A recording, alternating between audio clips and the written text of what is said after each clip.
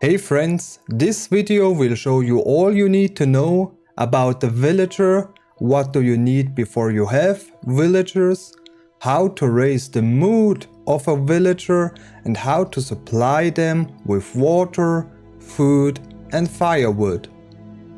Let's go! Before you invite people to your village, you should prepare your village. For that we check the overview by pressing I. Then we click on Management on the top right. On the left side you will find an overview of your people, their names, job and in what they are good at. On the right you will find the population of the village, how many buildings you have used and how many you can have. If you want to increase the building limit, then you have to do the main quest, written with chapter 1, 2 and so on. Below you will find how much food your villagers consume per day. In this case we have 751 food units and we need 60 food units per day.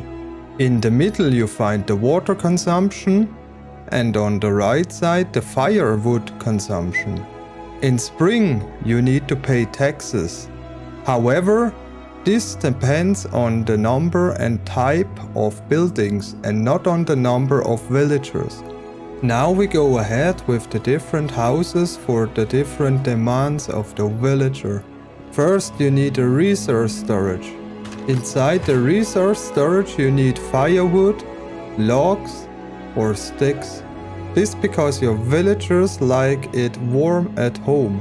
They prefer firewood before logs and logs before sticks. So it makes much more sense to make firewood with logs instead using logs. Because one log creates 4 pieces of firewood. Later in the game it is also possible to automate the process by having a lumberjack.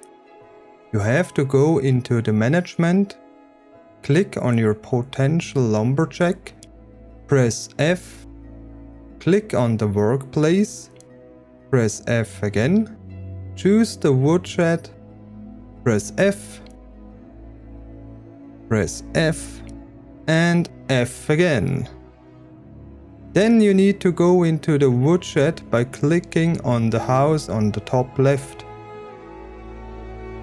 Then click on Extraction, choose Woodshed, click F again and then click on the Goods Production. Here you can choose what the building should produce.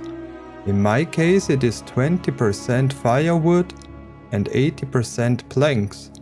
This because I have enough logs in our resource storage.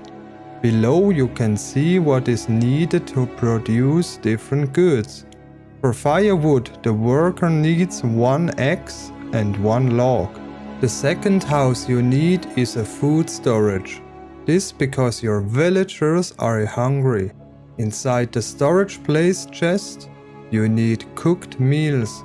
I prefer roasted meat to start, because it is easy to hunt animals and roasting them over fire. Raw meat cannot be used by the villagers. The food must be eatable. I often plant cabbages in the summertime. These can be eaten directly by the residents. Additionally, pottage can also be made in the kitchen with meat and cabbages. This has a higher nutrition value. Water is the third thing we have to care about. For that we need water buckets or waterskins. I recommend using the water buckets as they have more space. For this reason we need a workshop. Here we go to the table and use planks to produce water buckets. Then we can equip the water buckets, go to the river and fill them with water.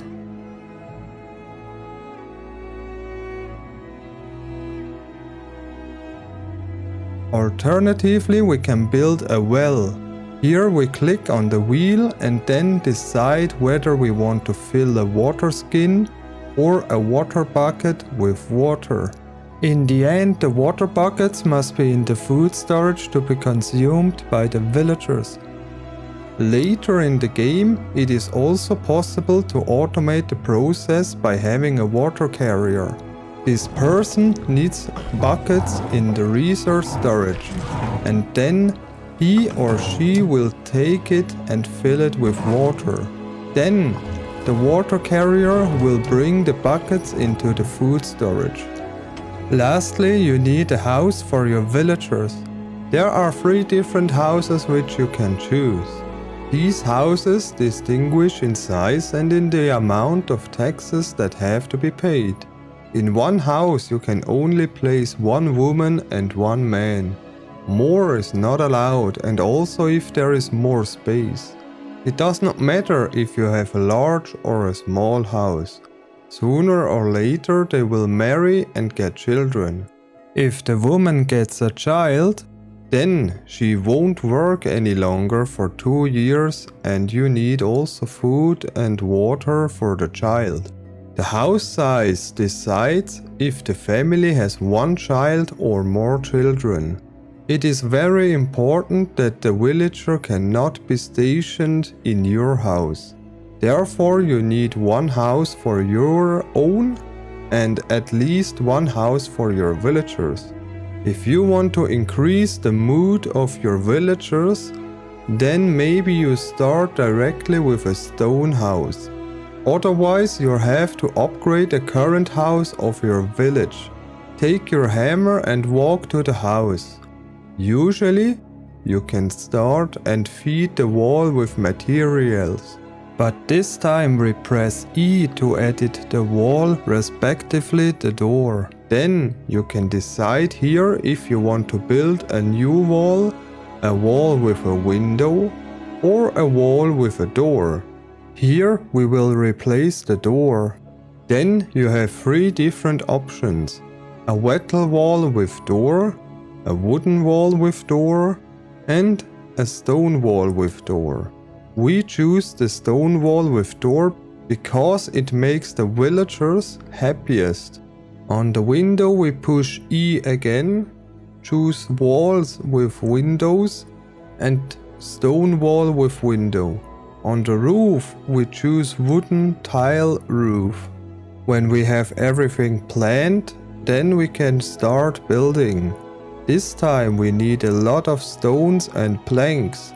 You can craft planks in the woodshed. Now the house is finished. On the left side you see a house made out of sticks. On the right side you see a stone house. Maybe for you it does not matter, but your villagers are only happy in the long term if they can live in a stone house. Additionally, you have to repair your straw and stick house all the time. Furthermore, the firewood consumption is much lower in a stone house. A stone house does not really have to be repaired. If you have already built a house with sticks and straw, then you can equip your hammer. Push the right button and choose Destroy on the right side. Then you can walk to a wall and destroy it. Push the right mouse button again and choose Building.